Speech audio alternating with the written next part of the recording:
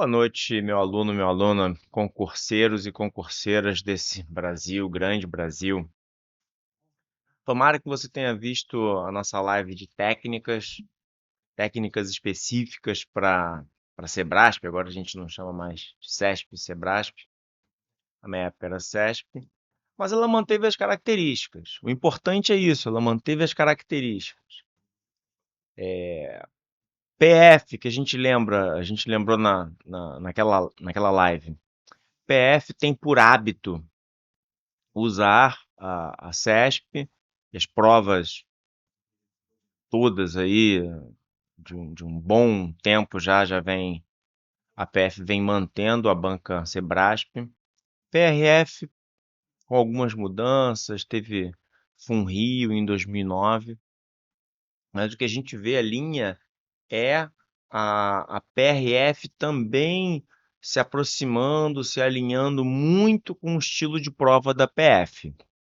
120 questões, certo, errado. Então, as técnicas que serão usadas para as provas da PF, provavelmente a totalidade, aí, a quase que totalidade, será usada também na PRF. Ok? Pessoal, hoje a gente vai entrar em quê? Na resolução, claro que a gente vai resolver algumas provas. A gente vai resolver a prova de 2021 da PF e a prova de 2018 da PF. Sempre lembrando aos assuntos top 5. Você vai perceber que é batata, pessoal. Vai aparecer do lado da questão ali em que ranqueamento esse assunto se mostra. Se ele é o top 1, se ele é o top 2, se ele é o top 3, top 4 ou o top 5. Que realmente eles não caem, eles despencam, principalmente nas provas da PF. E agora, vamos relembrar esse slide aqui, ó. Esse slide aqui é de suma importância para relembrar, né? Para relembrar a parte de ferramentas estratégicas, que a gente tanto bateu nessa tecla de ferramentas estratégicas que serão usadas. Eu falei, se você dominar isso, isso vai servir, isso vai funcionar como praticamente um cinto de utilidades do Batman. Priorização de temas. Pô, estamos utilizando isso? Vamos utilizar todas essas ferramentas, vamos tentar utilizar todas as ferramentas nessas questões que a gente vai resolver. Priorização de temas é o quê, Cadu? É o top 5. É você perceber que no próximo slide aqui, ó, temos lá, coloquei ali envolvido em vermelho os assuntos que mais caem. Nessa primeira parte aqui, ó, só para você ter uma noção, essa daqui apesar de ser um pouco maior, você pode definir de uma forma mais simples. Aí seria o que? O top 1, argumentação lógica, e o top 2, equivalências e negações. Eu vou delimitar isso nas questões, ok? E, e aí tem o top 3, que seria lá contagem e probabilidade. Top 4, raciocínio lógico em problemas aritméticos, geométricos e matriciais. E os 5, operações com conjuntos. Beleza. Como é que a gente vai utilizar? Vamos utilizar exatamente isso, ó. Priorização de temas, focar os estudos, focar exercícios no top 5. Ordem das matérias, eu já falei, né? Aqui a gente vai utilizar mais esses em vermelho, que é técnicas de leitura, começar do item para o enunciado. Prova por absurdo, algumas questões a gente inicia pelo absurdo, né? O que é o absurdo? A gente tentar discordar da CESP e materializar que isso é possível. E a técnica do chute 50-50. Mão na massa, agora essa aula é mão na massa. A gente vai resolver, a gente vai trazer conteúdo e vai trazer formas de você resolver os seus exercícios. Então, você vai ter essa prova destrinchada de forma a usar todas essas técnicas e otimizar os seus esforços. Vamos? Vamos junto? Olha lá. Primeira questão. Pessoal, 49 foi o primeiro item lá da prova de UEPA, né? Escrivão, PAP e agente. Eu coloquei aí agente, APF, abreviatura de agente de Polícia Federal, só para ter uma referência. Eu geralmente começo aqui logo, né? Gosto muito de começar direto no item. Se estiverem disponíveis no momento da formação de equipes, exatamente 2 delegados, 2 escrivães e 4 agentes. Número de maneiras distintas. Olha só, isso daqui é o quê? É uma deixa tradicional que você está lidando com um problema de princípios de contagem. Pode chamar de análise combinatória? Sim, Cadu, pode chamar de análise combinatória. Então, ele quer número de maneiras de montar 2 equipes e fala que o número de maneiras de montar essas 2 equipes seria igual ao número de maneiras de se montar, escolhendo entre esses mesmos profissionais uma única equipe para a realização de uma busca em uma única localidade. Preciso do que está lá em cima, prof? Precisa sim. O que você precisa? Ele te deu o que você tem disponível no item e fez essa comparação para você julgar. Você precisa saber que lá em cima ele fala como é que essa equipe é feita. Ó. Para realizar, começa aqui, ó. Para realizar uma operação de busca e apreensão em 2 localidades diferentes, devem ser deslocadas 2 equipes, tendo como base essas informações. 2 equipes, cada uma delas composta por um delegado, um escrivão, 2 agentes. Ô, prof, é assim na prática? A maioria do tempo é. Um delegado, um escrivão, 2 agentes. Ok? O que você tem que saber? Pergunta crucial. O aluno ele quer usar a combinação ou o arranjo, ele não sabe se ele vai usar a combinação ou o arranjo. Primeiro, eu vou começar aqui. Suponha que você vai escolher os agentes. E aí você faz aquela pergunta que define se o caminho é arranjo ou se o caminho é combinação. O que você faz aquela pergunta, né? A ordem importa? O que é isso? Suponha que eu vá escolher os agentes. Tenho o agente João e Márcio. Ok? Tenho 4 agentes. Preciso escolher 2. É diferente de eu escolher primeiro o Márcio, depois o João? E aí, ou escolher primeiro o João, depois o Márcio? A ordem importa? Claro que não, pessoal. Contanto que a dupla seja formada por João e Márcio. Então você já matou a tua charada. Qual é a tua charada? Que aqui, ó, será usado lá a nossa combinação, ok? Qual é a combinação aqui? Primeiramente, opa, aqui, tenho, vamos começar, delegado, escrivão, depois agente. Delegado tenho 2. Preciso de 1 na primeira equipe. Por etapas, pessoal, por etapas. Primeiro eu escolho o delegado. E aqui na combinação será simbolizado pelo símbolo de multiplicação. Se eu tenho que fazer uma coisa e outra, eu multiplico esses números de coisas. Se eu tenho que fazer uma coisa ou a outra, eu utilizo a soma. Vou escolher os escrivães de tal forma que eu vou combinar 2 tomados 1 a 1. Por quê? Porque eu sei que a equipe é composta por 1. E, por último, eu escolho os agentes.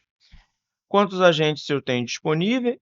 Disponível está no item 4. Tomados 2 a 2, porque eu vou escolher 2. Pronto. Ok?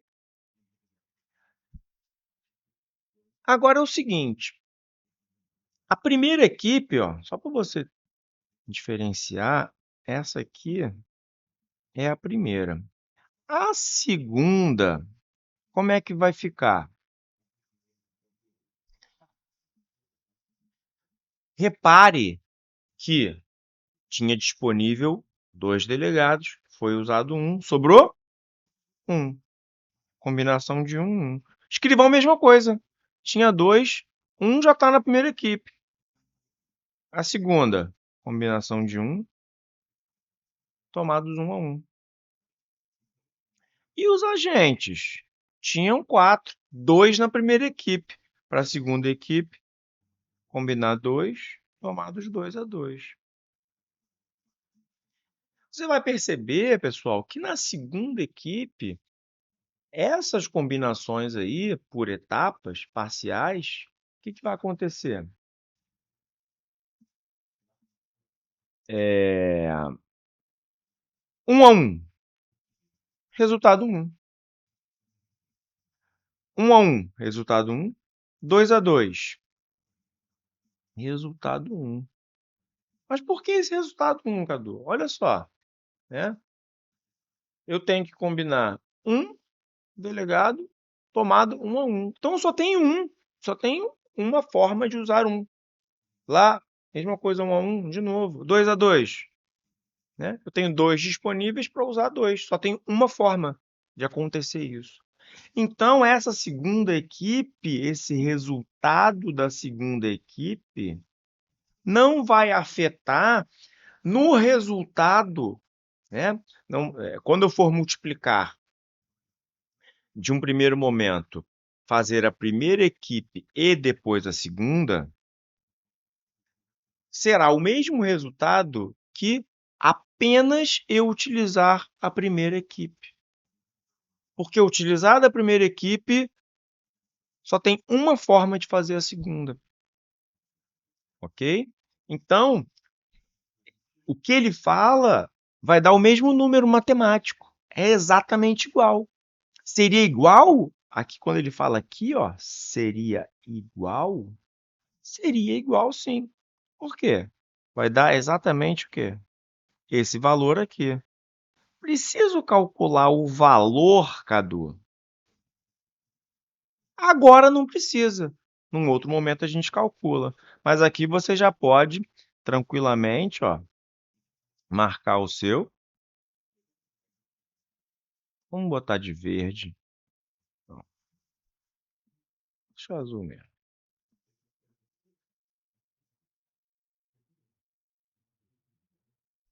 Certo. Beleza? Agora, direto no item. Ah, pessoal, por que que apareceu ali, eu esqueci de comentar, né? Aqui, ó, top 3. Top 3. Qual é o tópico? É interessante, eu sempre vou falar o tópico. Falei que ia escrever o tópico e vou escrever o tópico, sim. Essa primeira questão, primeiro tópico, se você quiser situar dentro do conteúdo programático, qual é? Princípios de contagem. Ele é o quê? É o terceiro assunto mais cobrado em provas Sebrasp, Polícia Federal. Top 3, tá lá. De novo, top 3. Precisa escrever? Escreva aqui, ó. Tópico. De novo. Para você ver como isso aparece, ó.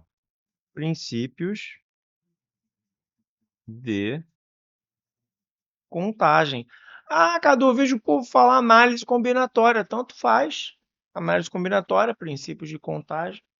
Estamos tudo na mesma página, na mesma linha. Olha lá. Item. Se estiverem disponíveis no momento da formação das equipes exatamente 2 delegados, 2 escrivães e 4 agentes. O número de maneiras distintas de se montar as duas equipes é igual a 4 fatorial.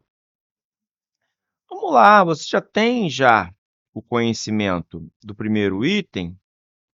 Você sabe que vai se utilizar combinação. Por quê? Porque a ordem não importa. Agora você tem que saber quantos delegados você tem disponível. 2. Sempre tem um na equipe, tomados 1 a 1. E para escrivão, tenho 2, tomados 1 a 1. Para a primeira equipe, 4 agentes, tomados 2 a 2. E, olha lá, ó, e vou para a minha segunda equipe. Depois eu calculo cada uma delas. A segunda equipe, mesma coisa do outro, ó, pessoal.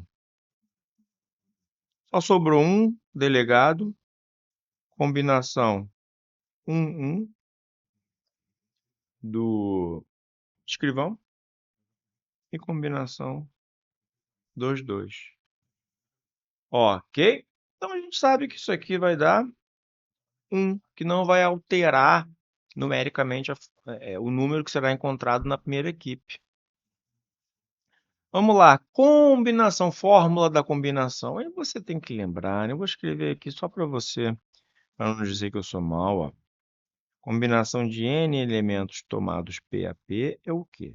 É o n fatorial sobre n menos o P fatorial e multiplica o P fatorial.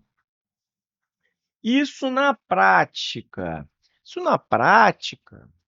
O prof diz que se desenrola assim. Quando tem lá o seu n e sempre é tomado 1 a 1, significa o quê? Que você tem 2 delegados e vai usar 1, né? Qual é a forma? De quantas formas você consegue fazer isso? 2, pessoal, né? Ou utilizo o delegado A ou utilizo o delegado B. Simples assim. Sempre quando eu tenho P no lugar do P, 1, acontece isso. Então, aqui também 2, né? Combinação de 2 escrivães tomados 1 a 1. E os agentes? Os agentes você faz sempre assim, ó. 4 vezes 3. Por que eu não escrevo 2 fatorial? Porque acontece o seguinte, ó. A partir do momento que eu escrevo o 2 fatorial e o meu n menos p também dá 2 fatorial e o meu p dá 2 fatorial, 2 vezes 1, eu opto por não escrever esse vezes 2 fatorial. Por quê? Porque ele vai cortar. Então eu deixo só assim. 4 vezes 3, esse 2 fatorial do numerador cortou com 2 fatorial do denominador, coloco só 2 embaixo. Então, já corre para o abraço no resultado.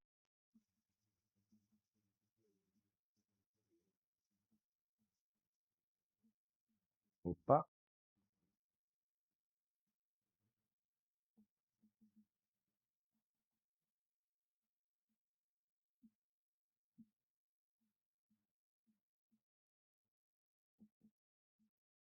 agora vai. Ah, agora vai. Corta 2 com 2, dá para cortar, né? 2 de cima, 2 de baixo. 2 morreu. O que ficou em cima, pessoal? 4 vezes 3 vezes 2. 4 vezes 3 vezes 2 nada mais é do que o próprio 4 fatorial. E é isso que ele está falando lá? Sim, é isso que ele está falando lá. 4 fatorial. O que que a gente marca nessa?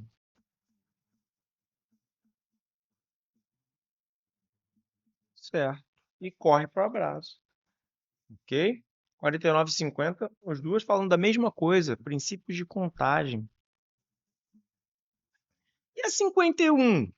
Também, também. Já utilizamos a técnica da leitura, que a gente começa. Outra coisa, pessoal, técnica do valor aproximado.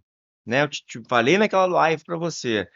O valor que o item lhe mostra, que aqui era 4 fatorial, se aproxima muito do valor que você acha no seu cálculo. Aqui foi exatamente igual. A técnica foi comprovadamente eficaz. Quando eu vou também para o 51, eu sei que o número mostrado no 51 é 6.500. Então, eu já tenho que ter esse 6.500 como balizamento do meu resultado, né? O resultado final que eu vou achar nos meus cálculos, ok? Lendo a questão, a gente vai ter que armar já com o conhecimento que a gente tem já da 49, a 50. Se estiverem disponíveis no momento da formação das equipes 3 delegados, 4 escrivães e 6 agentes. Então, ele mudou. A formação da equipe é a mesma, só que a disponibilidade de servidores é diferente. Vamos lá. Então, o que que ele quer? Formar de novo as equipes. Pode colocar aqui, ó, primeira e segunda equipe.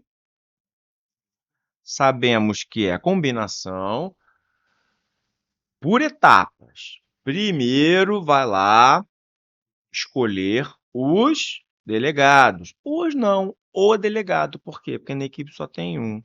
Mas eu tenho disponível 3. Então, é combinação de 3, 1 a 1. E, sinal de vezes. E, sinal de vezes. Combinar 4 escrivães tomados 1 a 1. Na equipe só possui um escrivão. E os agentes? Tenho 6, combinação de 6. Só que os agentes eu uso 2. Fechadaço. Se quiser, já pode armar também a segunda equipe e depois a gente vai diretão para os cálculos. Segunda equipe. Claro que você não vai colocar combinação de 3, 1 a 1. Por quê? Porque você já não tem mais 3 delegados. Um está na equipe 1 lá, na primeira equipe. Agora você tem o quê? 2 tomados 1 a 1. Escrivães.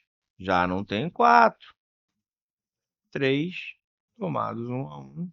E a gente já não tem 6. Agora você só tem 4, porque você usou 2 na primeira equipe. Tomados 2 a 2. Ok?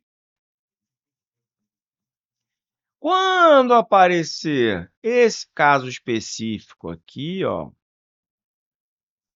que o n é um número qualquer e o p é 1, ajuda demais a gente. Por quê? 3 tomados 1 a 1 nada mais é do que 3 maneiras. 4 tomado 1 a 1, mesma coisa aqui. Eu tenho 4 possibilidades para formar grupos de 1. Então, coloca 1, depois o segundo, ou depois o terceiro, ou depois o quarto. 4 maneiras. E 6 tomados 2 a 2. Você utiliza aquela técnicazinha minha, ó. 6 desenvolve o 6 fatorial. O que é desenvolver o 6 fatorial? 6 vezes 5 sobre... Por que, prof? Porque o vezes 4 fatorial, que você ia parar ali, ele já vai cortar com o 4 fatorial de baixo. Então, fica 6 vezes 5 O n menos p, que é 6 menos 2, 4 fatorial, já cortou. P, 2 fatorial, 2. Fica mais simples, né? E aí? Dá para cortar aqui? 4 com 2, fica um 2 aqui. Então, em cima ficou 3 vezes 2, 6. 6 vezes 5, 30. 6 vezes 30. 180. Beleza? E embaixo, mesma coisa, ó. Quando o Pzinho é igual a 1, é tranquilo. É direto, é automático. A combinação de 2 tomados 1 a 1 é 2. Combinação de 3 tomados 1 a 1 é 3. E aqui, a combinação de 4 tomados 2 a 2 utiliza o mesmo procedimento, né, da combinação exatamente acima, que é 4 vezes 3 sobre... Ih, Cadu, você desenvolveu 4 fatorial, só que você não escreveu o vezes 2 fatorial, porque ele já cortou com 2 fatorial de baixo, que é o n menos p, ó. É o 4 menos 2 sobre 2. Por quê? Porque é esse 2 aqui do p, 2 fatorial. Dá para cortar algo? Dá. Pã, pã. 2 com 2. 3 vezes 12, 36. Se a gente multiplicar isso aí, por que a gente multiplica, Cadu, e não soma? Ótima pergunta. Por quê? Porque a gente vai fazer o quê? Isso. E. Isso. Não é ou. E, sinônimo de multiplicação. Ou, sinônimo de soma. Show? Então, aqui, resultado, ajuda os universitários, 6.480. Olha aí que belezinha. O item nos dá 6.500. Olha a técnica, olha o teu cinto de utilidade se fazendo útil mesmo, realmente. 6.500. O problema é que o item fala que é superior e a gente descobriu que é inferior. Logo, esses 3 pontinhos quer dizer logo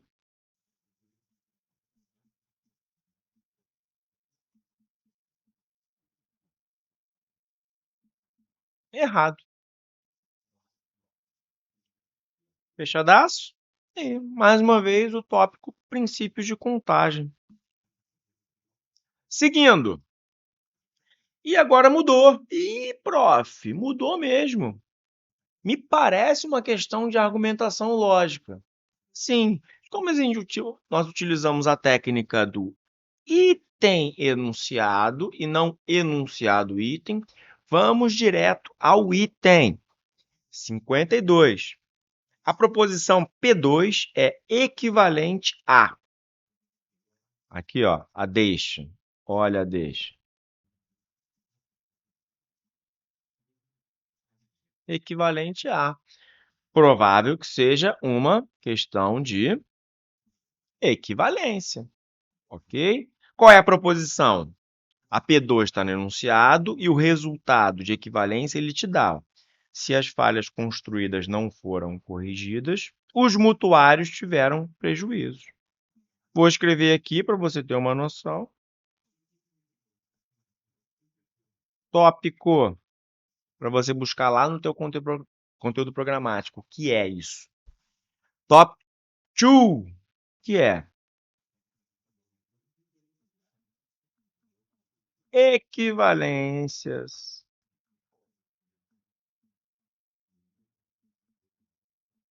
e negações. Equivalências e negações. Equivalências e negações estão entrelaçadas, né? Às vezes, numa mesma questão, você trata a equivalência e trata a negação. Ok? Preciso ir no enunciado, Cadu? Claro, claro, precisa, porque a tua P2 está lá. Ó, a P2 está aqui. Se o item 52 fala só da P2, você vai só na P2.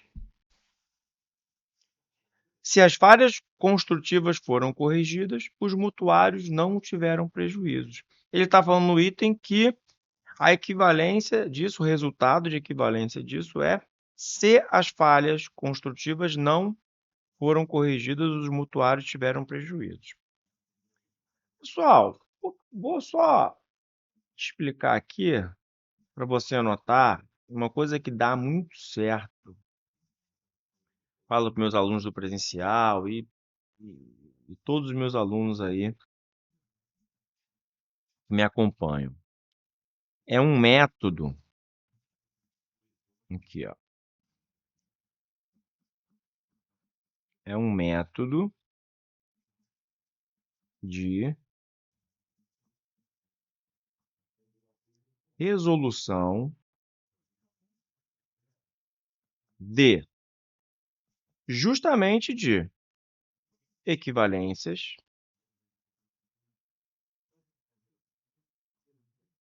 e negações. Esse método consiste em quê? 2 passos bem simples. E se dados de forma firme, eficaz e seguindo exatamente o que eu vou te dizer aqui, dificilmente você erra. O primeiro passo é o quê? Foco no conectivo. O que você vai fazer?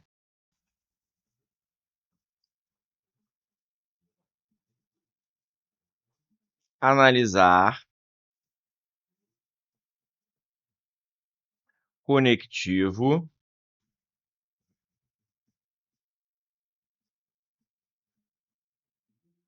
do enunciado versus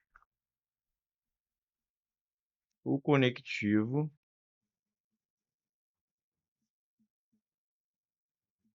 resultante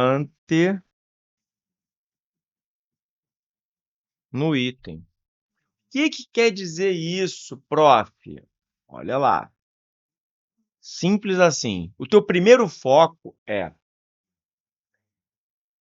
definir se ele está falando de equivalência ou negação. Aqui ele já falou, ó, equivalência.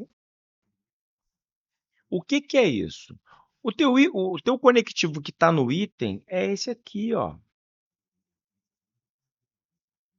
condicional. Você sabe que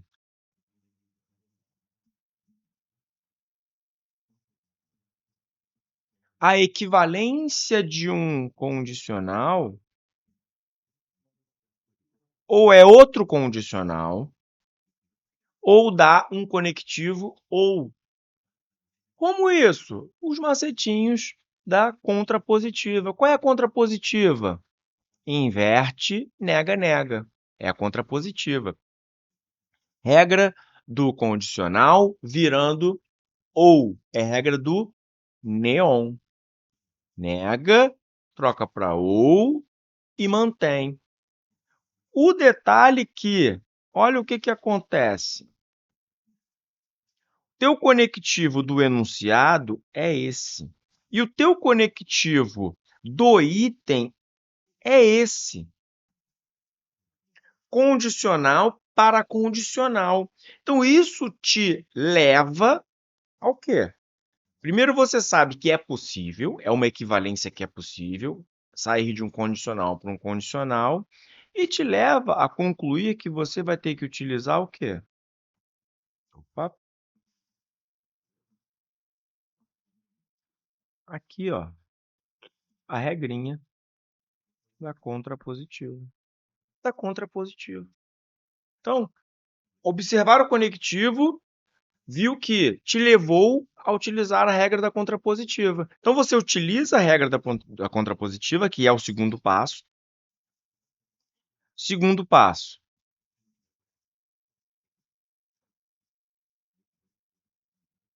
aplicar a regra e julgar o item. Simples assim. Se quiser simbolizar para ficar um pouco mais fácil, Maravilha. O que você faz na P2? Pode escrever assim na P2, ó. Não tem problema nenhum. Escreve assim na P2. Simboliza. Se as fiscalizações construtivas foram corrigidas, coloca C, símbolo do condicional. Os mutuários não tiveram prejuízos. Não P, simbolizando não prejuízos. E aí você sabe que vai aplicar a contrapositiva.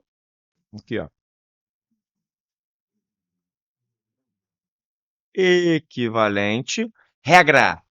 Nega, nega, inverte. Nega, nega, inverte. Qual o resultado disso? Não P vem para o início. P. Mantém o teu condicional. Finaliza com C.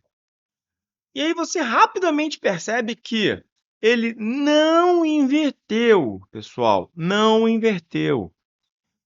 No início, lá na P2, ele começa falando se as falhas construtivas foram corrigidas. Ele apenas negou, né, o nosso antecedente. Ele pegou lá e fez assim, ó, se as falhas construtivas não foram corrigidas. Beleza. Ele negou e negou. O problema é que ele não inverteu. Acabou. Ok? Aplicou a regra, viu que a regra foi mal aplicada, porque ele negou, mas ele não inverteu. Logo, errado. Por que esses dois passos, Cadu? Porque você vai perceber que, em grande parte das vezes, só a análise do conectivo, você vai perceber que não existe regra possível para o conectivo resultante. Em algumas questões, você mata mais rápido, porque você vê que com aquele conectivo que ele te mostrou, não há regra possível. Então, aquele resultado está errado. Ok? Top 2. Por que 53 é top 2? Porque fala lá, ó, negação correta da proposição P1. Escrevi aqui, para você lembrar aqui, esse é o tópico, o quê? Equivalências e negações do teu conteúdo programático. Vamos que vamos? Vamos ver quem é a P1 lá, e ele fala que a negação dela pode ser expressa por se a fiscalização não foi deficiente, as falhas construtivas foram corrigidas. Vamos lá. Aplicação dos passos. Analisa o... Vamos colocar aqui, vamos escrever aqui.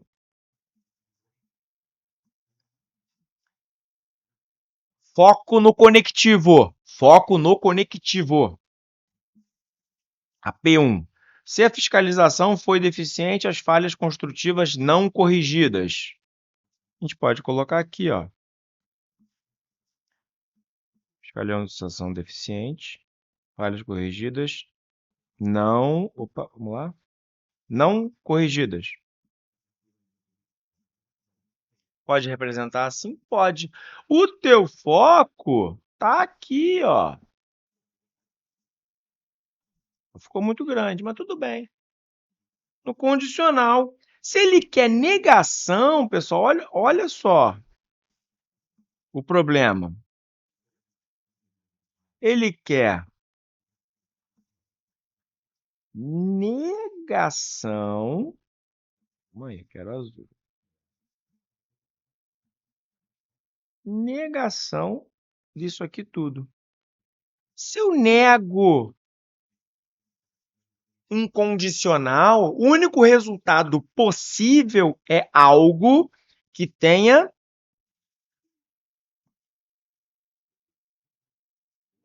o conectivo E. Se eu nego um condicional, a única regra possível que negue você já aprendeu lá, eu lembro que é o chapéu do mané, que é o quê? Mantém a primeira, troca para E nega a segunda. Mantém a primeira, troca para E, nega a segunda. Mantém a primeira, troca para E, nega a segunda. Mas o problema é que ele te dá lá como resultante de negação o C, então. O então está escondido aqui. Então, com esse primeiro passo, a gente já pode marcar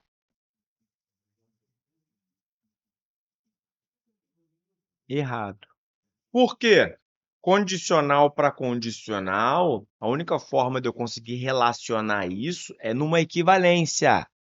Numa negação não vai dar.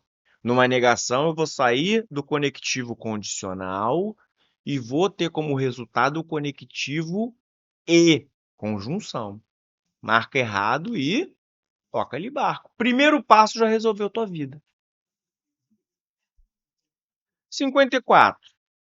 Fala de tabela verdade e quantidade de linhas. Pessoal, não é o assunto top 5, né? Não cai tanto essa parte de quantidade de linhas, mas você sabe que a quantidade de linhas está intimamente ligada à quantidade de proposições, né? Então você vai ter que definir o quê? Quantas proposições eu tenho.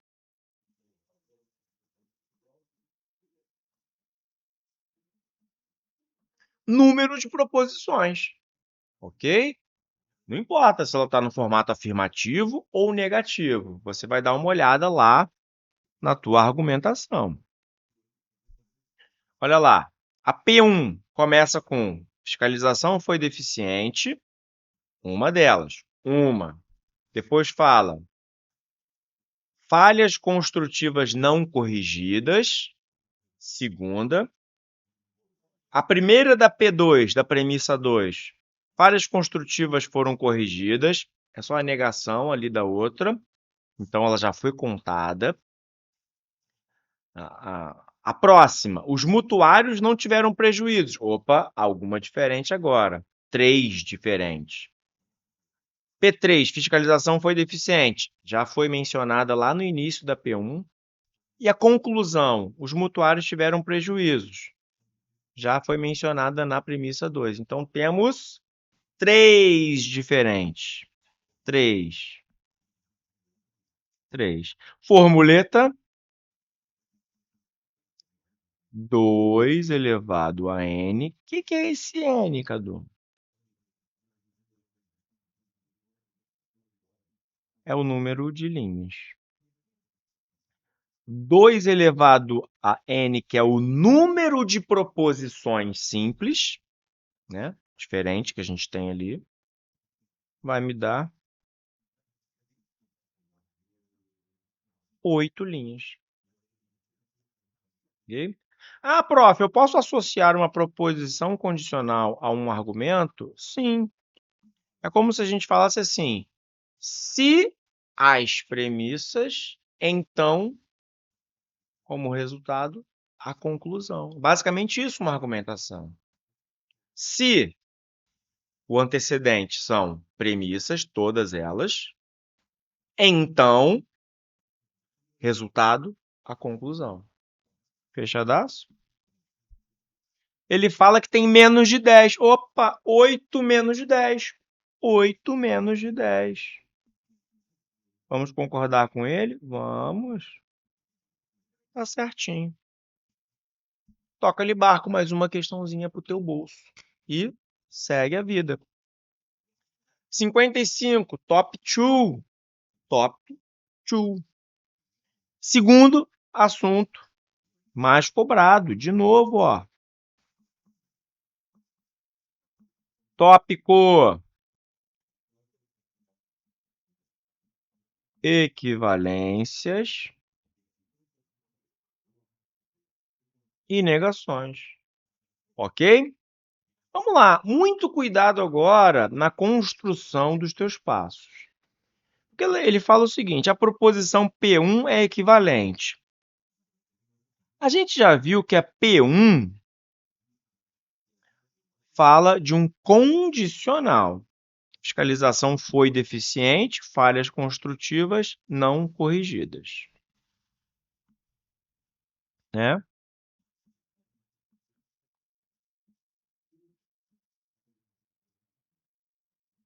Você simboliza mais ou menos assim.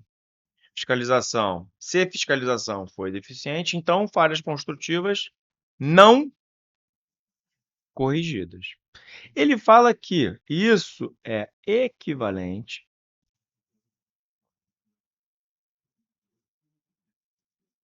a algo. Só que esse algo, ele começa com que termo? Não é verdade. Então ele está falando que isso daqui você vai utilizar uma equivalência à negação. Então você vai, quando pensar no conectivo do enunciado versus o conectivo do item, você vai pensar em regra de negação. Por quê? Não é verdade? Você representa sim.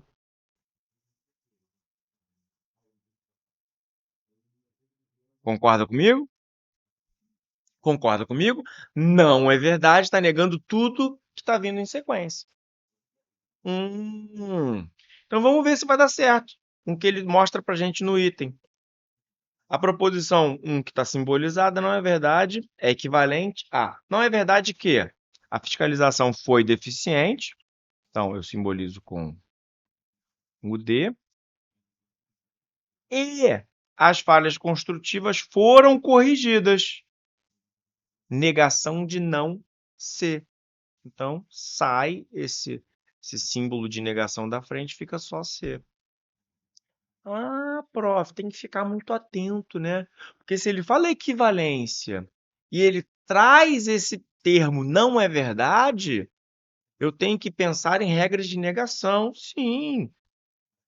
A negação, utilizar a negação é a mesma coisa que você utilizar isso daqui, ó. Isso daqui quer dizer isso, ó.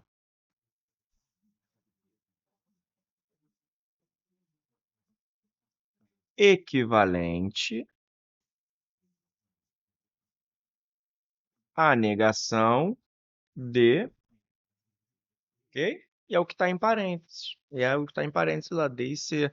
Aí você lembra do macete chapéu do mané. O que é o chapéu do mané? O E, lembra de chapéu, mané.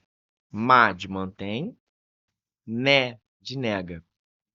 Então, como é que você faz a negação do condicional?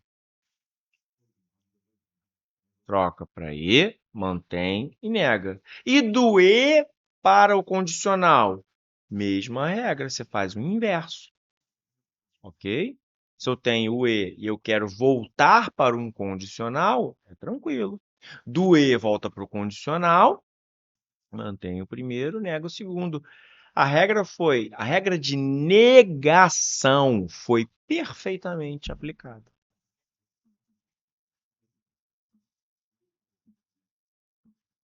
Então, podemos marcar tranquilamente o nosso certo. Fizemos o primeiro passo, mas o primeiro passo é o seguinte: entender que o conectivo do enunciado, que é o condicional, ele pode ter como resultante de negação um E. Então, isso nos levou ao segundo passo, que é aplicar a regra adequada. Qual é a regra adequada? Chapéu do mané. Negação de condicional ou negação de E. Mais uma. Esse é o top 1. Top 1. Qual é o top 1? Anota aí. Tópico. Argumentação lógica. Cadu. É. A argumentação lógica é o que mais cai para você. É o number one. É o number one. Fechadaço? Vamos lá. O CESP ele traz coisas assim meio que para te levar por uma linha, né? Aparenta uma certa normalidade, mas não é. Olha lá. Caso o argumento apresentado seja válido, a proposição será verdadeira. Desculpa, a proposição C. A proposição C, nesse caso, é a conclusão. Será verdadeira. Pessoal, grava uma coisa, eu falo para meus alunos também no presencial, em qualquer momento, no online. A proposição, na sua raiz, na sua identidade, né, lá, na sua certidão de nascimento, ela pode ser falsa. Pode ser falsa, sim. Eu posso construir um argumento em que a conclusão seja: os elefantes voam. Mesmo que você saiba que no mundo concreto os elefantes não voam. Por quê? Porque para uma argumentação, grave isso, você considera as proposições. Você parte de uma consideração de que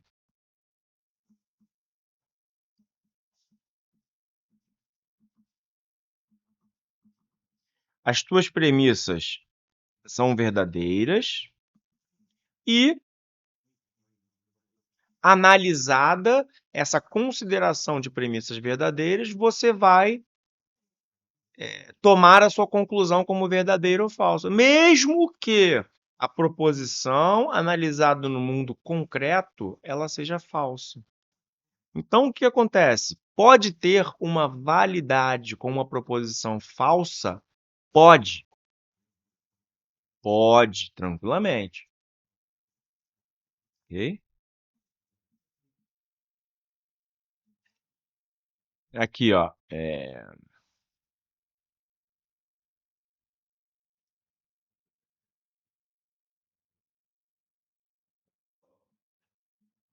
Vamos criar aqui uma rapidinho aqui, ó.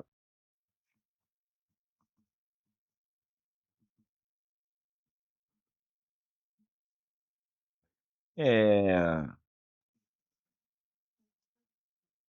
toda formiga, toda formiga,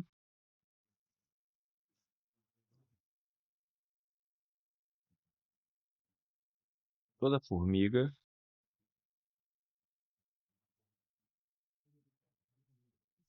voa.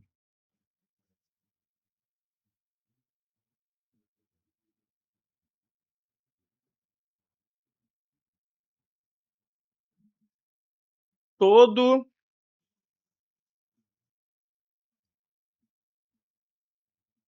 macaco é formiga. Conclusão: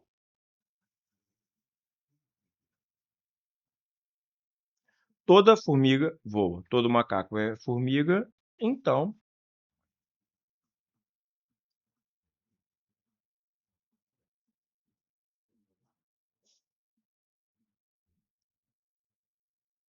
todo macaco voa.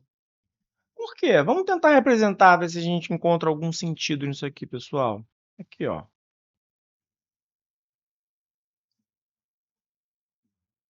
Formiga,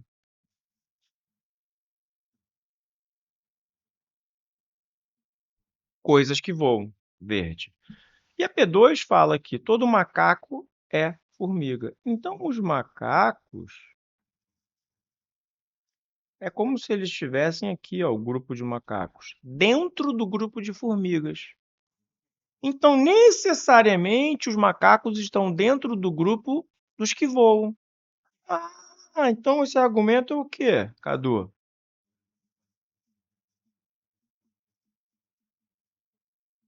Vale. Viu? Um exemplo de que eu trago uma conclusão no mundo das ciências falsa, mas que me traz uma validade. Por quê? Faz sentido. Com o que eu falei nas premissas, a minha conclusão tem total sentido.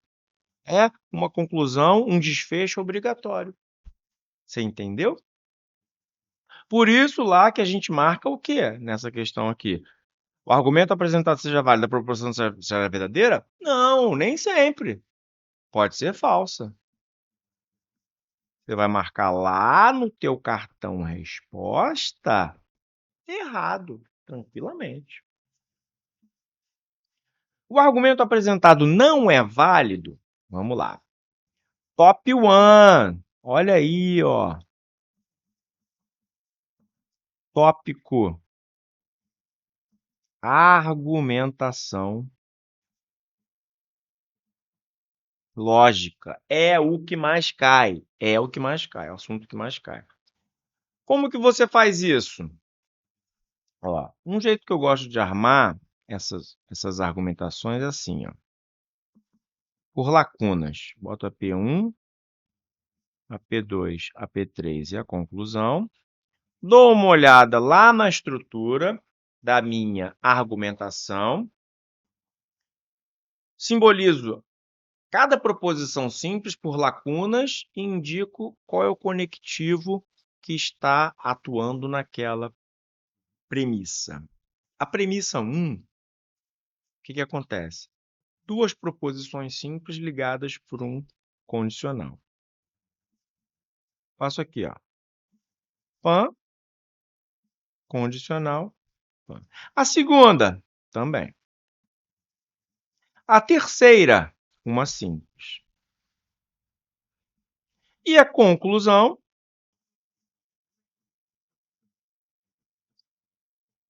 nós vamos descobrir. Só para você perceber lá que P1 tem um condicional, duas proposições simples sendo ligadas por um condicional. A premissa 2 também, duas proposições simples sendo ligadas por um condicional. A premissa 3, uma simples. E a conclusão, uma proposição simples. Método de resolução. Por que método, Cadu? Tem que ter método de resolução. Por que a escolha do método das premissas verdadeiras? Por causa disso daqui, ó.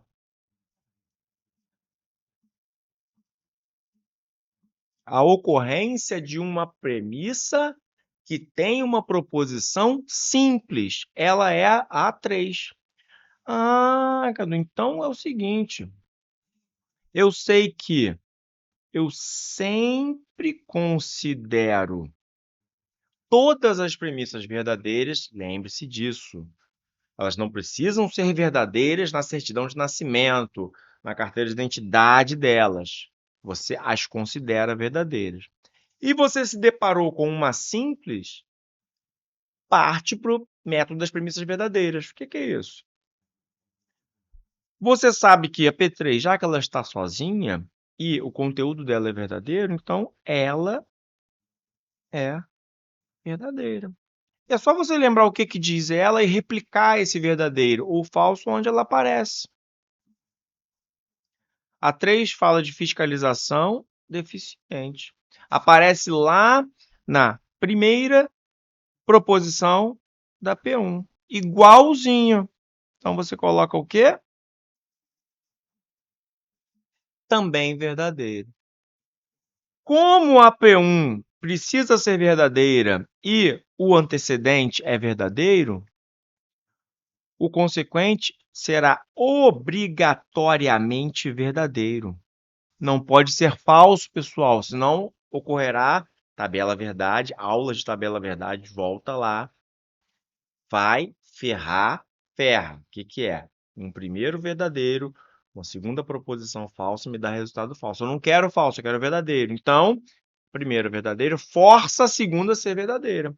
Eu descobri que essa proposição, falhas construtivas não corrigidas, é verdade.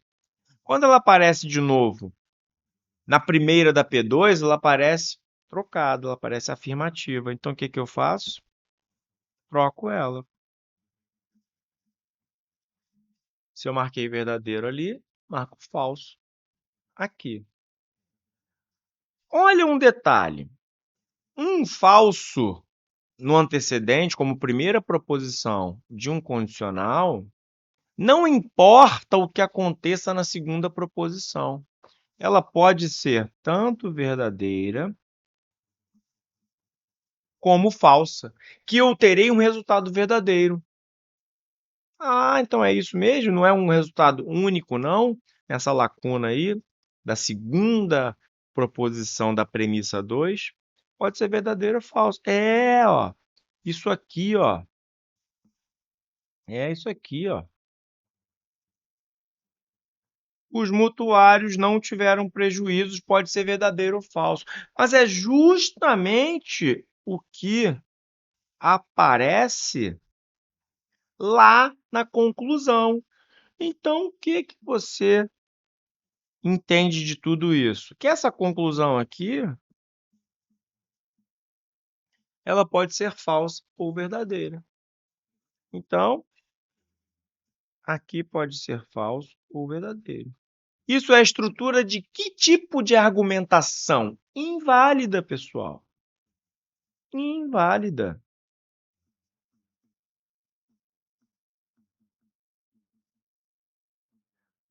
Por que, prof? Porque a argumentação válida, a conclusão é obrigatoriamente verdadeira. Não pode ser esse negócio de verdadeiro ou falso. Conclusão obrigatoriamente verdadeira. Beleza? Ele fala que não é válido, vamos concordar com ele. Vamos marcar. Certo. Prof, resolvi por método da conclusão falsa. Dá para fazer? Dá. Em provas de certo e errado, é um método bem utilizável. Dá para fazer por premissas verdadeiras? Então, eu prefiro. É mais rápido, é mais tranquilo. Vamos lá. Agora, já vamos para outra prova? Já vamos? Já vamos? Não. Conjuntos! Opa! Conjuntos é o nosso top 5. Essas duas questões, vamos lá. Essas duas questões, o tópico é operação com conjuntos. Cai com uma certa incidência. 5 assunto mais cobrado. Quinto assunto mais cobrado. Provas Sebrasp. Fechadaço? Vamos para o item logo, depois a gente volta buscando entendimento com as informações do enunciado. O item 58 fala: o conjunto P é igual à união infinita dos conjuntos P1, P2, P3 e lá vai fumaça. Quem é o P? P, todos os policiais federais em efetivo exercício no país. P1, policiais federais em efetivo exercício no país que tenham até 1 ano. Isso aqui é importante. De experiência de exercício. O P2, policiais federais em efetivo exercício no país e que tenham até 2 anos. P3, policiais federais em efetivo exercício que tenham até 3 anos. Opa, já entendi que é conjuntos, né? Ele relacionou o conjunto P, que é um conjunto maior de todos os policiais, com esses conjuntos menores. E aqui você já tem que tirar uma conclusão entre esses dois aqui. Porque os caras que têm até 2 anos, eles contêm o grupo de policiais que tem até 1 ano de exercício. Que para ter até 2 anos, ele teve até 1 ano de exercício. Então, aí você já entende que o teu desenho, mais ou menos lá, dos conjuntos P1, P2, P3, é o seguinte: P1, 1 ano de exercício, até 1 ano. P2, até 2 anos. P3, até 3 anos. Mais ou menos assim, ó. O P1 está aqui, mas o P1 ele está dentro do P2, que o P2 está dentro do P3 e assim sucessivamente, até o maior, que é o quê? O tal do P. Então, vai lá, P1, P2, até 1 ano, até 2 anos, até 3 anos, até... Vai. O P, que simboliza todos os policiais federais em exercício, será o quê? A união de todos esses conjuntos menores. União infinita de todos esses conjuntos menores. Então, você marca aqui, certo? Certinho.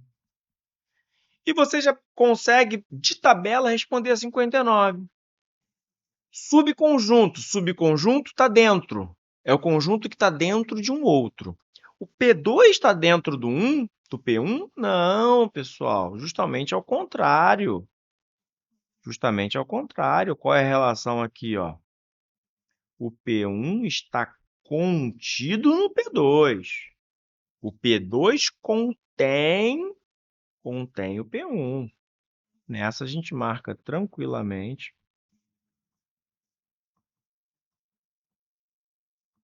errado.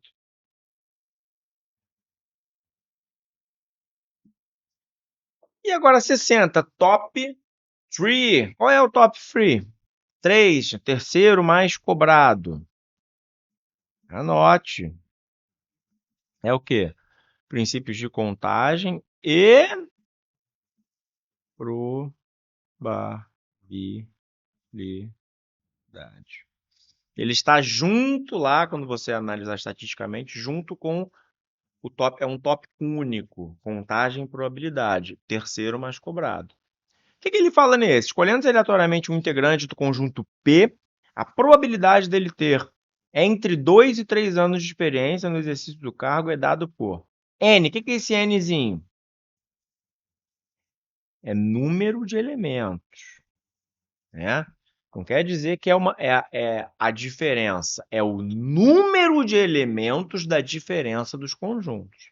É diferente da nua e crua, a diferença nua e crua. Sobre N, número de elementos de P3, em que o Nx indica o número de elementos do conjunto X e P2 menos 3 é o conjunto formado pelos indivíduos que estão em P2, mas não estão em P3. Pessoal, é uma técnica maliciosa, ardilosa do CESP que eu descobri depois de tempos também. O que acontece? Ele pega, por exemplo, uma fala bonita, uma teoria que tem sentido, que ele começa aqui, ó. Nx indica o número de elementos do conjunto X e P2 menos P3 é o conjunto formado pelos indivíduos que estão em P2, mas não estão em P3. O conceito é esse. Beleza? O conceito é certinho esse. Mas olha só. Pessoal, como o 2, grava isso, né? O 2, volta, está dentro do P3. Se eu quero determinar o povo, né, entre 2 e 3, eu tenho que fazer o P3 menos o P2. Então, essa probabilidade ficaria como? Número de elementos do P3 menos o P2 sobre o quê? Número de elementos do P, do total. Né? Ele quer um integrante, a probabilidade dele ter é entre 2 e 3 anos. Por quê? Os casos favoráveis em cima, só para você lembrar, né? Aqui, casos favoráveis, que é o que você quer. Embaixo, os possíveis. Os possíveis é tudo. Número de elementos do P. Não é porque ele enunciou, falou uma teoria bonitinha lá que você acha que a questão está certa. É justamente ele quer te levar na flauta, te levar na lábia. Não, marca errado. A fórmula que ele mostrou para você está errada. Show? Vamos para a prova de 2018? Rapidinho, sem desanimar. Vamos lá. Olha só, essa 52 fala um pouquinho de tabela verdade, pode ser encaixada em negações e equivalências. Vamos direto para o item. Direto. A proposição, se Paulo é mentiroso, então Maria é culpada, pode ser representada simbolicamente por... Pessoal, só pelo conectivo, aqui você já mata a questão, ó. Se Então. Se então o quê? É um condicional. Qual o símbolo de um condicional?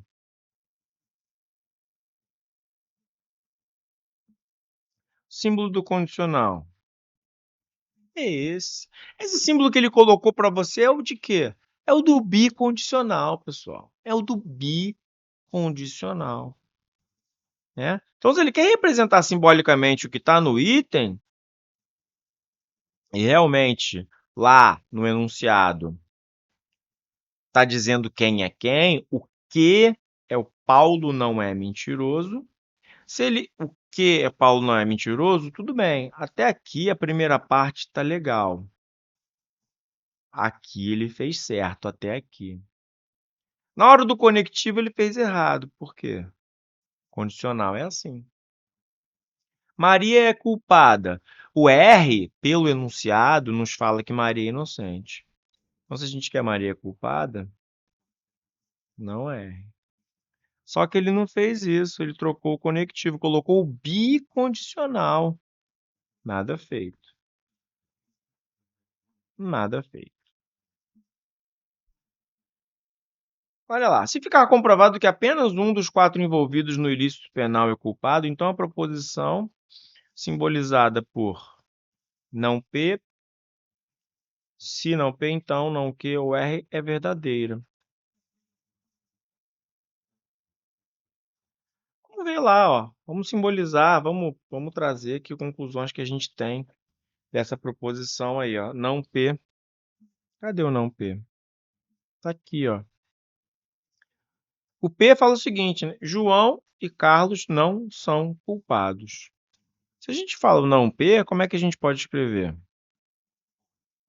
Opa, aqui é o não P.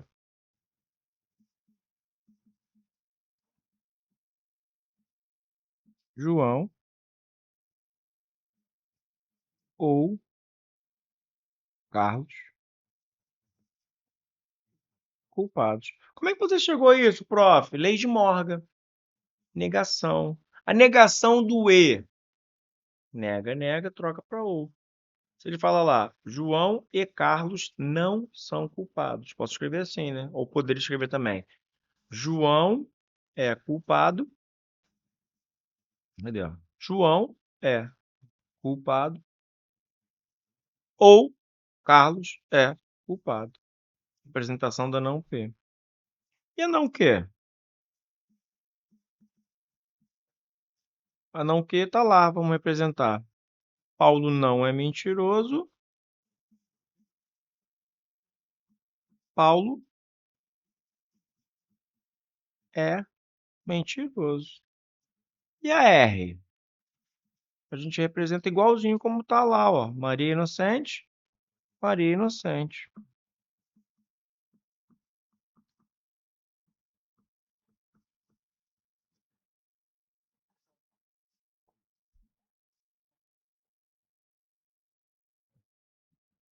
Se ficar comprovado que apenas um dos quatro envolvidos no ilícito penal é culpado. Pessoal, por exemplo, a gente pode considerar aqui, ó, suponha que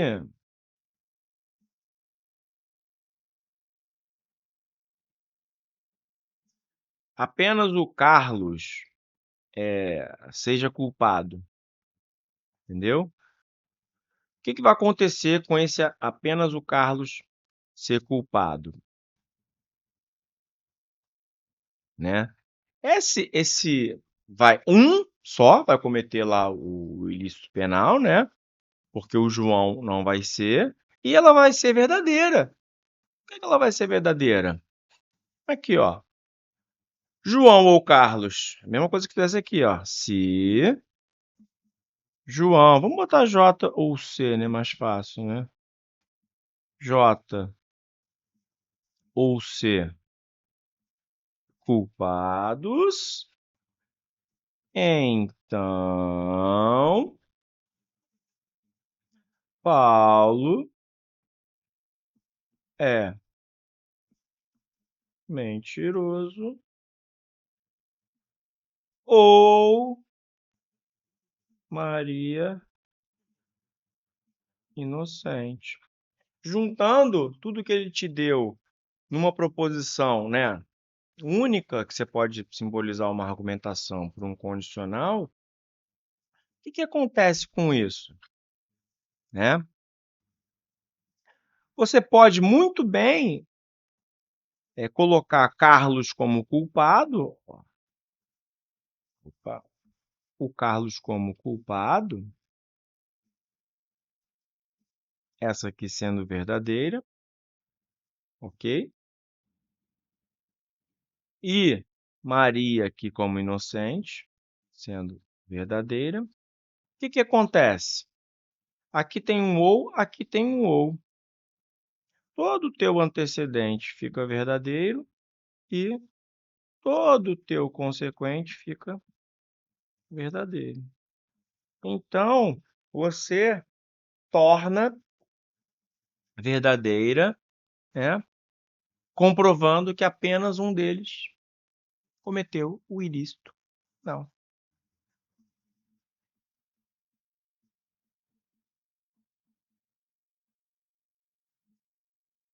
Maravilha? Ah, quero trocar. Quero trocar por...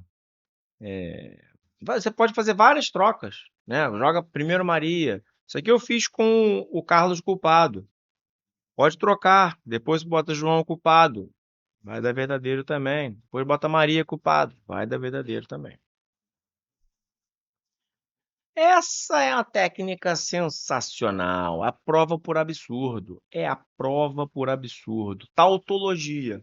Não está no top 5, mas tautologia é um assunto que a gente tem que entender. Por quê?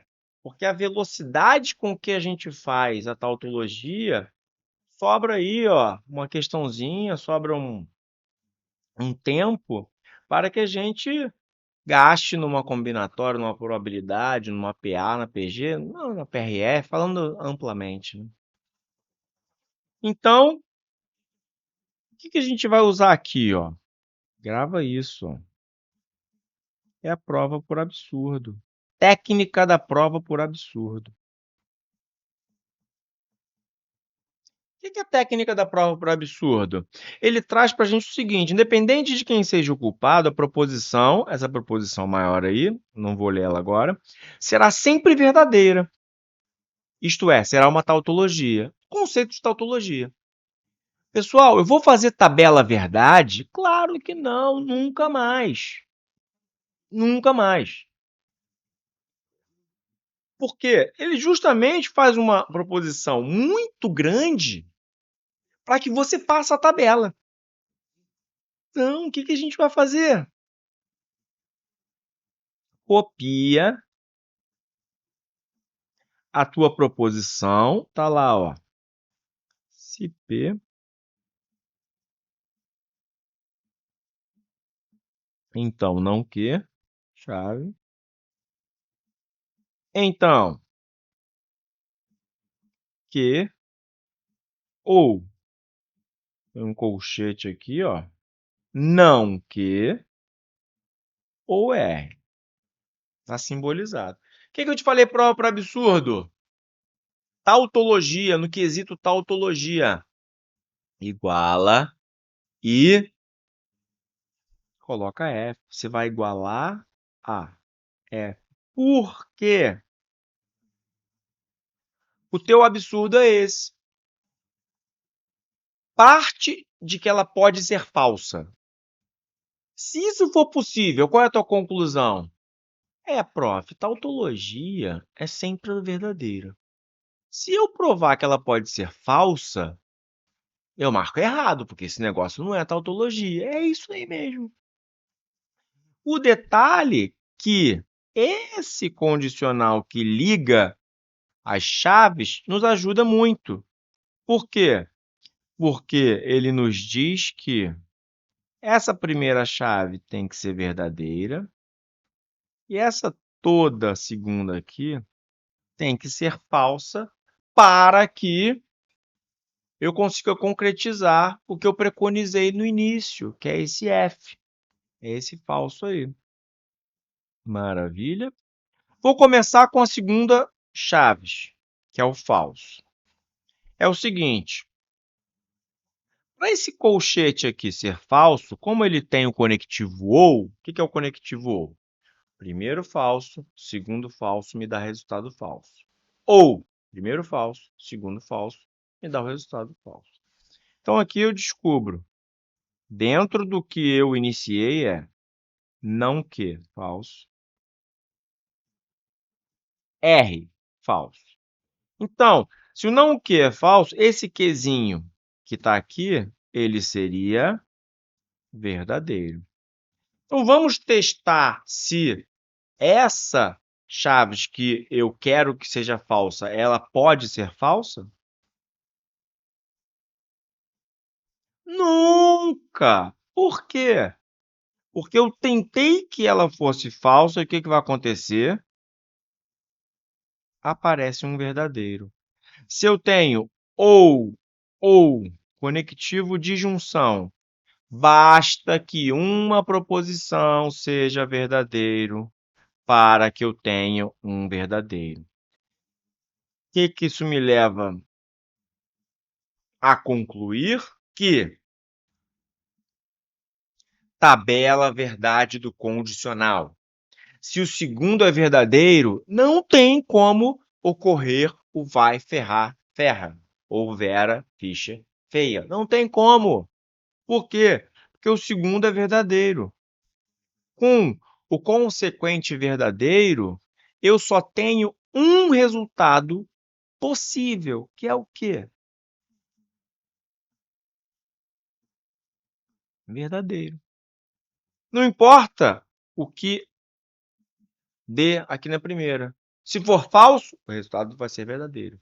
Se for verdadeiro, o resultado vai ser verdadeiro. Então, isso me provou que o que eu tentei fazer no início não é possível. Se o falso não é possível, só é possível ela ser verdadeira. É tautologia. Se ele falou que é, vamos marcar certo, vamos concordar com ele. É porque eu estou explicando. No dia a dia, na resolução lá na tua casa, né, quietinho você faz isso em 30 segundos, 40 segundos, é rápido. As proposições são equivalentes. Daqui a pouco eu vou ler as proposições. Top 2, olha aí aparecendo de novo esse tópico, de novo. Tópico. Equivalências e negações aparece demais. Segundo assunto que mais aparece. Vamos lá. Vamos lá, pessoal. Agora vamos escrever. Ele fala que ele quer que seja P ou não que, então não é.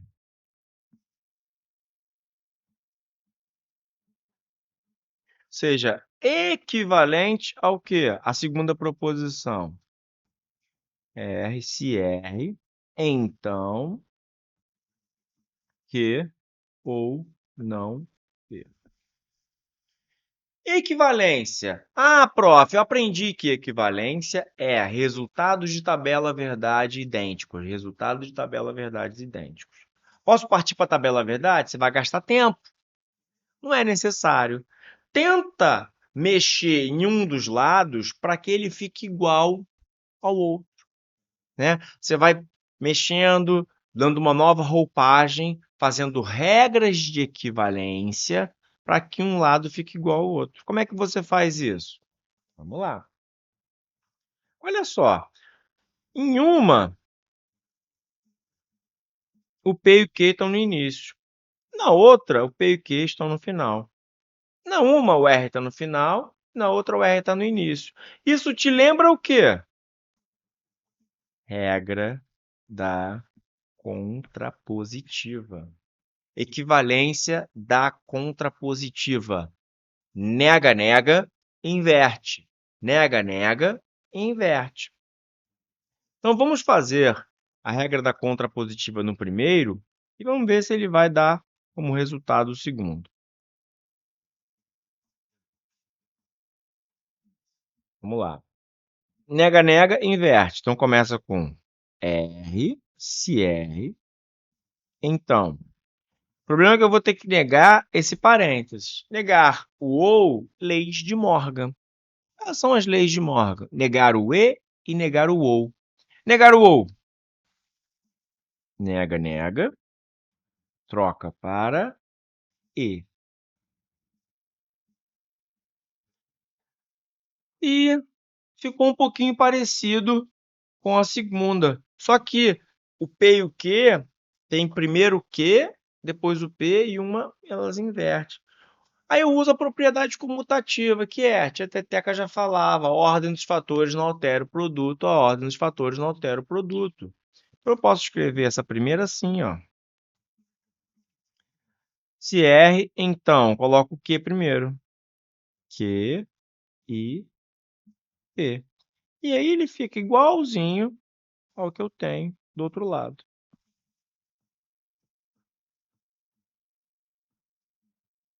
Opa, igualzinho não. Opa, opa, opa, opa. Igualzinho não. Olha aí, já ia ser quase que o prof foi enganado. Ó, você tá cansado? Você deixa passar o quê? Qual é a diferença sutil? E ou não é equivalente. Não é equivalente. Equivalente é uma coisa quando eu vou usando regras de equivalência de um lado ou do outro, e eu consigo o quê? Igualar a forma que elas são apresentadas. Aqui não. Aqui eu não consegui. Ficou com uma singela diferença entre um e o ou.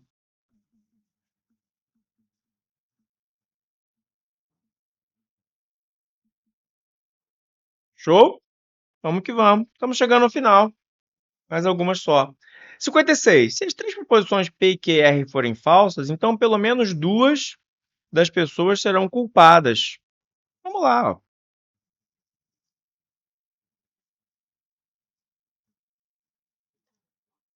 Onde é que fala essa? Aqui. P e QR forem falsas. A gente chega às conclusões, né? Vamos escrever aqui P e QR. Então, vamos colocar vermelho, que eu coloquei os outros vermelhos.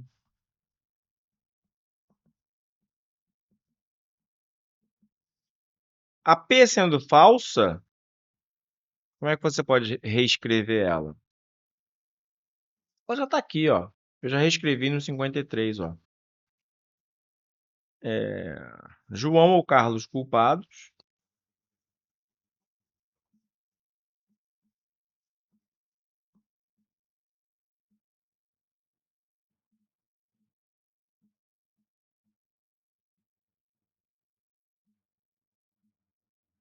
Né? Falsa, já estou negando. Falsa é a mesma coisa que eu negar cada uma delas. Ó, negando aqui fica Paulo é mentiroso.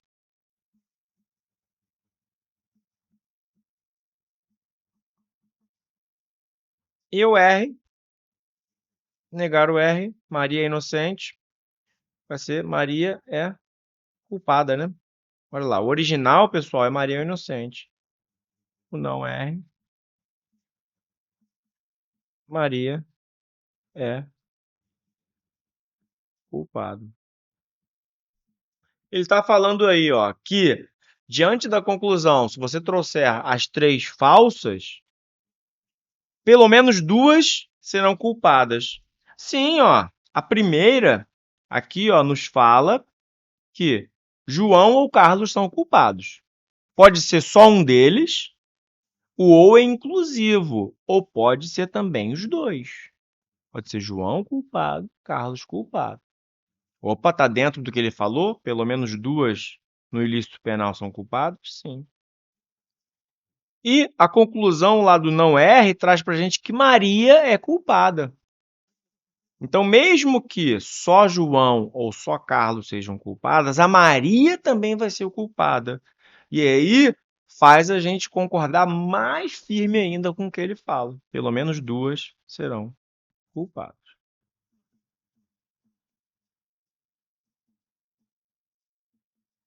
Certo. Top 5, top 5. Olha o que eu falo, pessoal. Olha o que eu falo, fazendo as provas que a gente tem noção do que realmente cai. Priorização de temas, priorização de temas. Qual é esse? Quando você for procurar lá no seu conteúdo programático, operações com conjuntos. Vou no item, depois vou no enunciado. O item fala: se 11 passageiros estiveram em B, então mais de 15 estiveram em A. O foco está aqui, ó. Mais de 15 em A. Vou construir o meu raciocínio baseado em que a minha resposta terá que ser dada para A. Em um aeroporto, 30 passageiros que desembarcaram de determinado voo e que estiveram nos países A, B e C, nos quais ocorre uma epidemia infecciosa, foram selecionados para ser examinados. Constatou-se que exatamente 25 dos passageiros estiveram em A ou em B. Opa, união deles. Nenhum desses 25 esteve em C. E 6 dos 25 estiveram A em B. E aí, como é que você vai responder isso? Primeiro você faz o quê? Nosso saudoso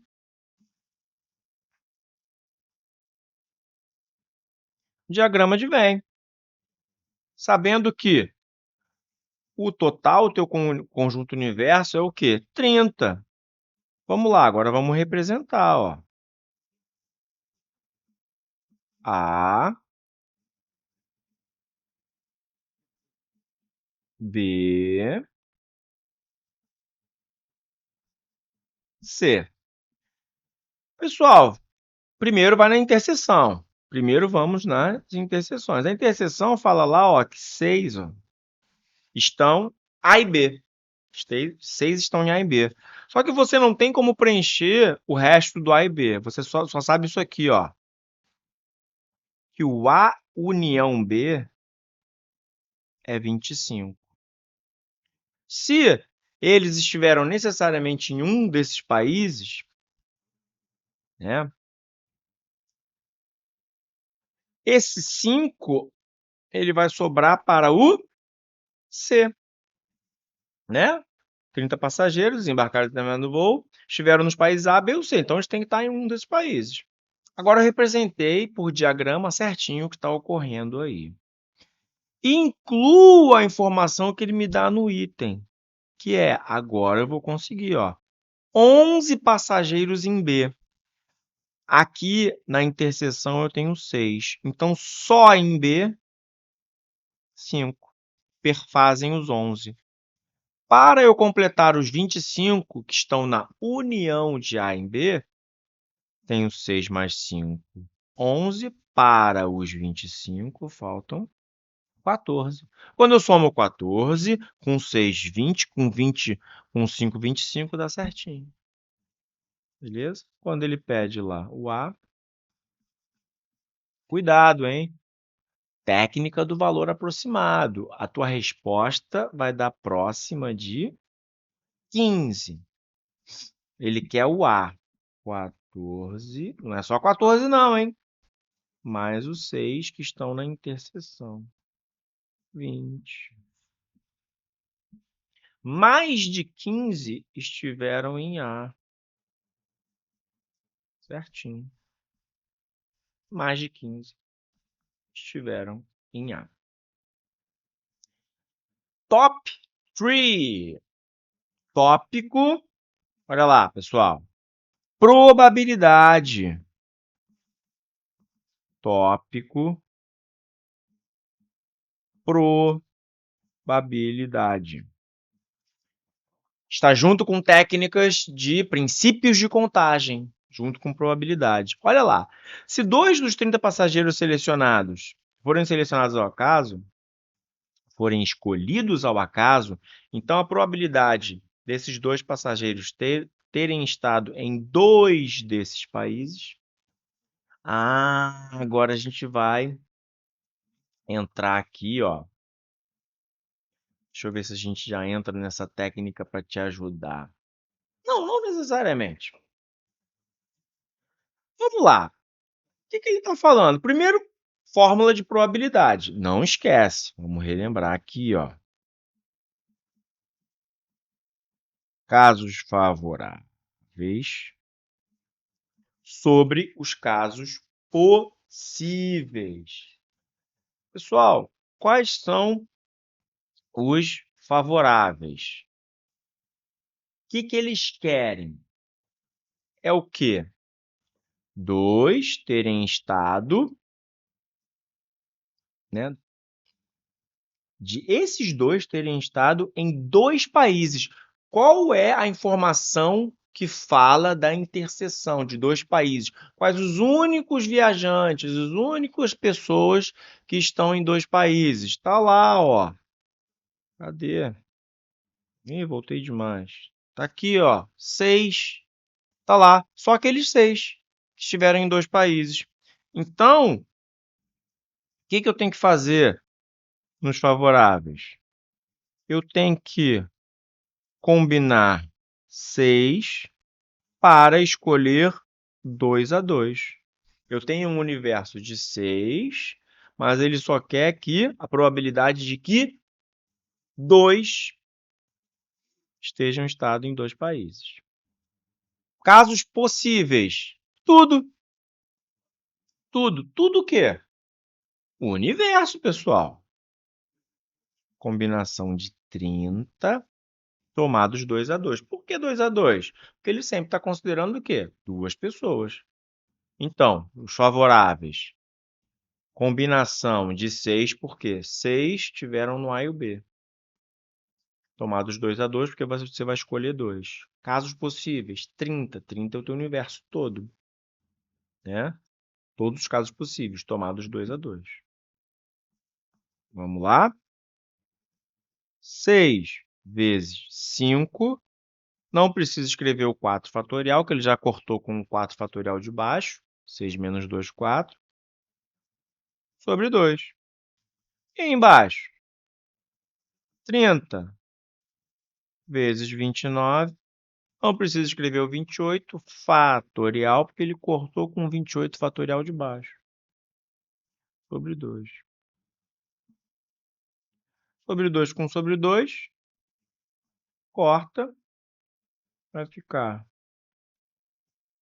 6 vezes 5 sobre... Segura o teu ímpeto de sair calculando. Por quê?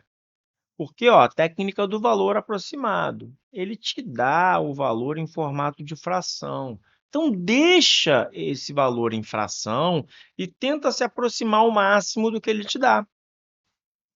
Porque quando você cortar 6 vezes 5, 30, qual dá o resultado disso aqui?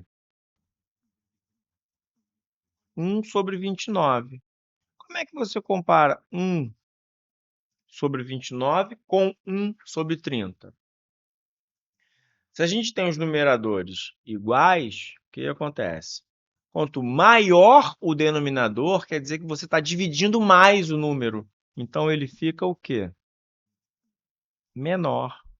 1 sobre 30 é menor do que 1 sobre 29. Né? Tal como 1/3 é menor do que 1/2. Beleza? Então, ele fala que o resultado, esse resultado, é inferior a 1 sobre 30. Nananinanana. Ele é superior. Ele é superior. Penúltimo. Quantidade de maneiras distintas. Top 3. Cai demais. Olha lá caindo de novo, ó. É o mesmo tópico, só que aqui falando de princípios de contagem. Atenção total na nossa técnica do valor aproximado. Nosso balizamento vai ser 100. Vamos que vamos. Quantidade de maneiras distintas é a deixa para eu encaixar no tópico princípios de contagem, análise combinatória. Escolher 2 dos 30 passageiros selecionados de modo que pelo menos um tenha estado em C. Essa aqui é a deixa para... Grava isso, pessoal. Apareceu isso aqui, ó. Pelo menos um. Você vai utilizar uma técnica muito específica, que é a técnica do complementar. Cadu, o que é tal da técnica do complementar? A técnica do complementar é o seguinte, é mais fácil você calcular o evento complementar do que diretamente calcular o evento que ele pede. Prof, o que é complementar? Primeiro você vai entender que complementar a gente simboliza assim, ó. Se eu coloco C como um evento qualquer, o complementar de C será o C com um tracinho acima dele. Prof, me dá um exemplo de complementar. O que você mais quer ser atualmente na vida? O quê? Aprovado. Ser aprovado é um evento. Qual é o complementar desse? Esse tracinho de cima nos lembra o quê? Faz nos lembrar que é a negação. Para você achar o complementar, basta que você negue um evento. Então, eventos dicotômicos, que num universo só existe ele ou a negação dele, são complementares. Então, quando você fala aprovado e a negação de aprovado, que é reprovado, reprovado é o complementar de aprovado e aprovado é o complementar de reprovado. Você está entendendo isso? A soma desses dois, do evento dado e do complementar, dá o quê? O universo todo. Prof, por que você vai pelo complementar? Porque quando eu crio um evento C, que é o que ele me pede, que vai ser esse aqui, ó. O evento C será pelo menos um ter estado em C. Quando eu somo o evento pedido com o complementar dele, prof, mas qual é o evento complementar dele? Basta que você negue. Qual é a negação de pelo menos um? Nenhum. É algum, né? Quando você estuda lá a negação do algum, para você negar o algum, você nega falando nenhum. Então, o complementar é o seguinte, ó. Nenhum em C. Então, os eventos serão esses, ó. Pelo menos um ter estado em C, e o evento complementar é nenhum ter estado em C. É igual ao quê? Todas as possibilidades. Todas as possibilidades de maneiras de se organizar isso aí. O que você faz? No que ele te pede, você coloca X. E no complementar, que é esse daqui, ó, esse aqui é o complementar. A gente calcula. Como, Cadu? Seguinte, ó. Agora você tem que saber usar a combinação. O evento nenhum, ele quer o seguinte, ó. Ele quer escolher 2 dos 30, né? De modo que nenhum tenha estado em C. Então, pessoal, ele não vai poder usar o quê? Os 30, porque 5 estão em C.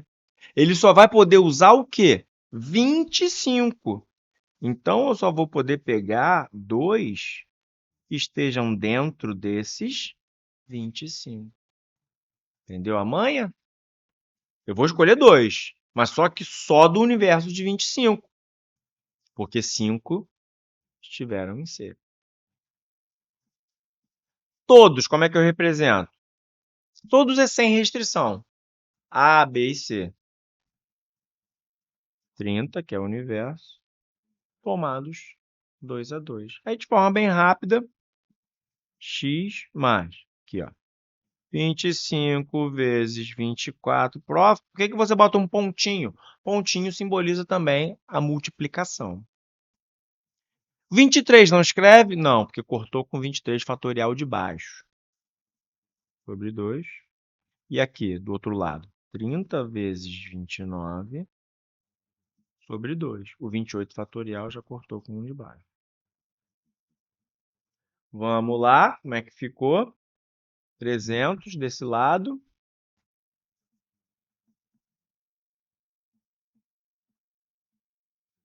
435 do outro. 4 e 5 menos o 300, 135. Olha, olha, olha, olha! 135, ele nos dá 100, ficou bem próximo. Aí você analisa se ele falou superior ou inferior. Ele falou que o modo de que pelo menos um deles tenha estado em ser é superior a 100. É superior a 100? Esse a gente vai concordar? Vai.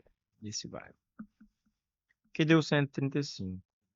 135 superior a 100. Último e derradeiro. Esse foi sensacional. Pessoal, ninguém entende qual é esse tópico, ó. Esse tópico, para a gente fechar a aula de hoje, é pior versus melhor situação. Calma aí. Possível. O que é isso, Cadu? É um negócio é o seguinte. Na leitura, você vai perceber que a gente vai ter que fazer uma comparação, um paralelo entre a pior e a melhor situação possível.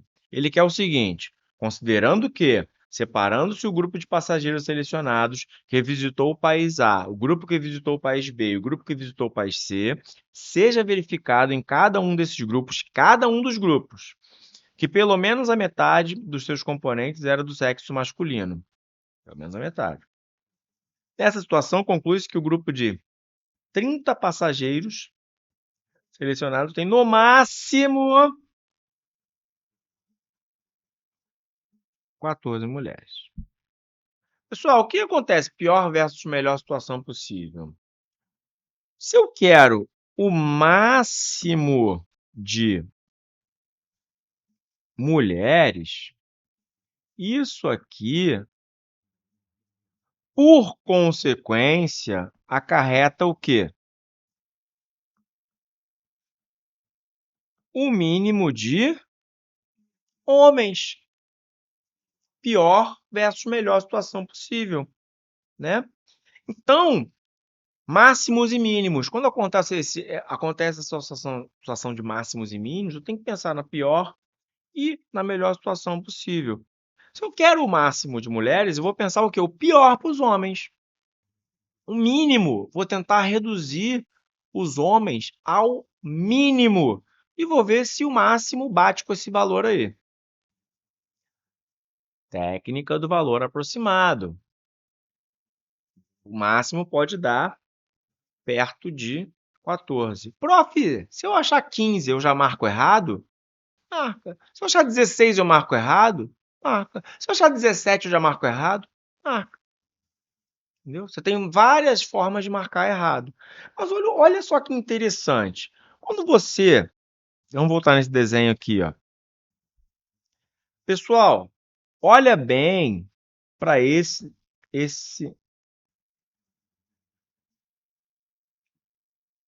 6 aqui. Tá vendo esse 6 lá do meio? Ele está na interseção, não está? Tudo bem. O que é um elemento da interseção? Um único elemento, ele faz parte do A e também faz parte do B. Então, pensa comigo. Se eu quero o mínimo de homens, não é interessante que eu coloque todos esses homens ou o máximo desses homens? Opa,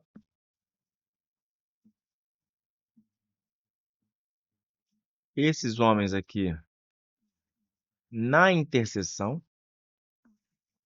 coloco todos eles na interseção, para sobrar mais espaço para as mulheres. Como é que ficaria a composição dos grupos? Mais ou menos assim, ó.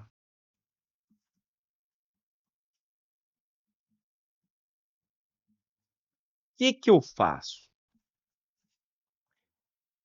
Aqui no A e no B,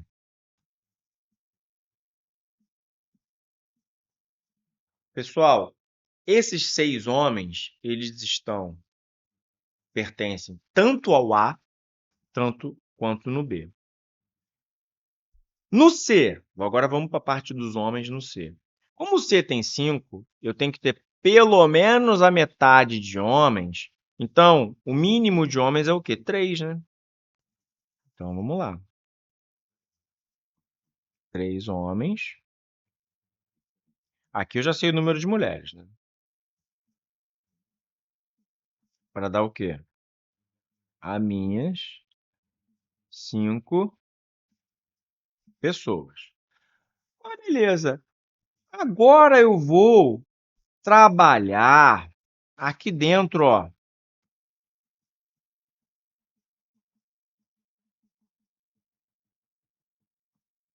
Vou trabalhar na parte que é só do A e na parte que é só do B, a fim de que eu faça o quê?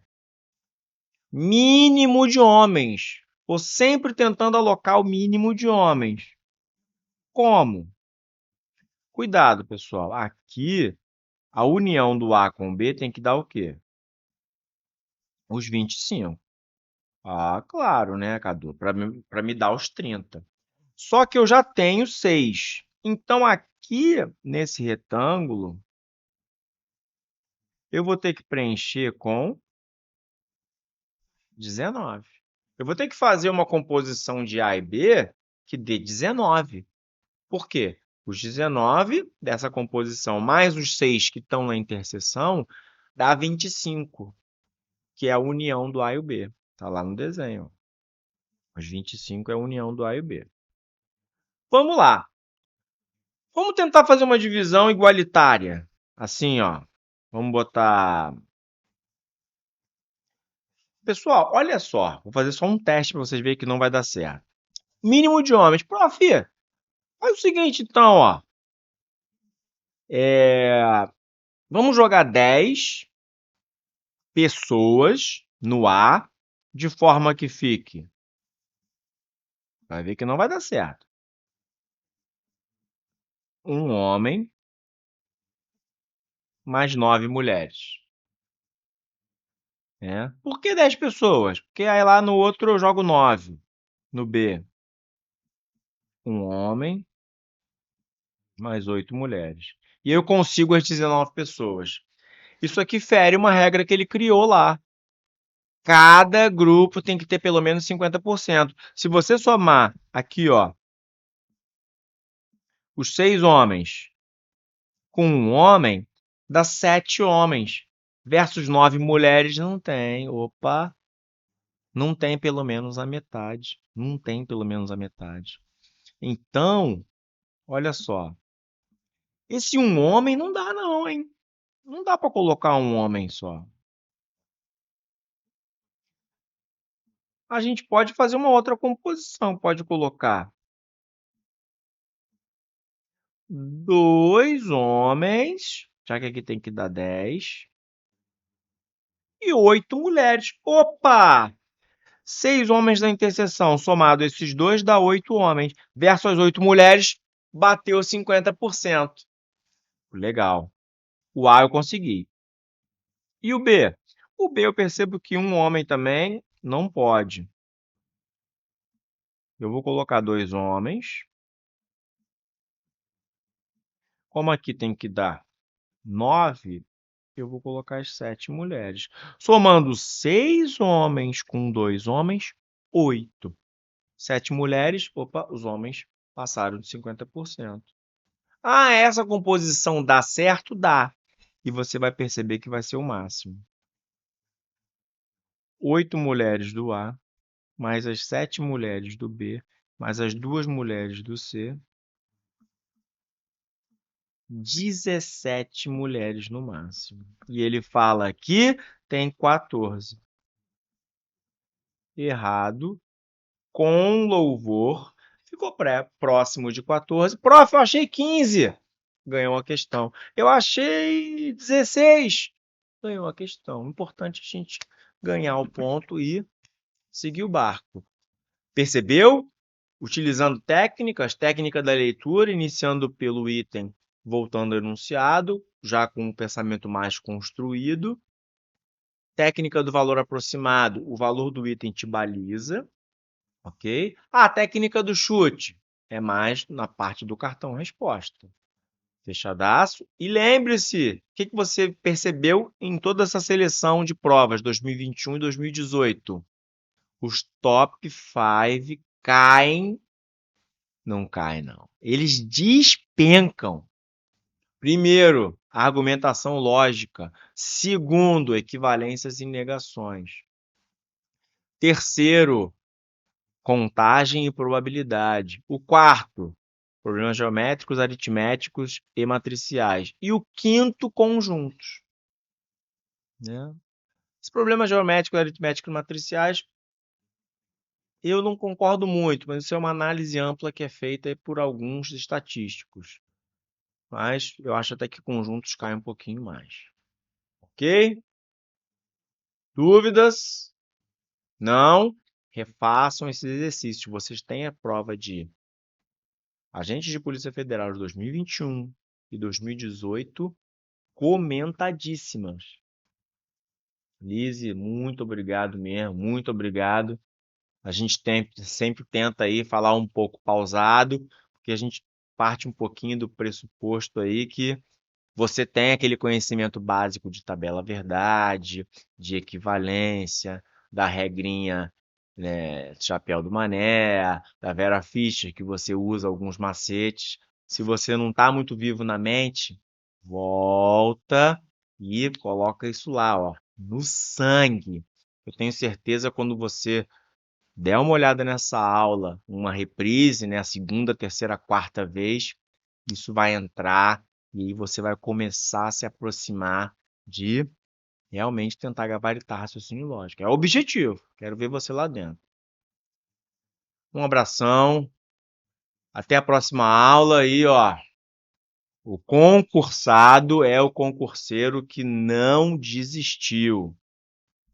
E lembre da frase de Theodore Roosevelt: não fique na penumbra cinzenta, né? Se exponha à vitória ou à derrota. Um abraço.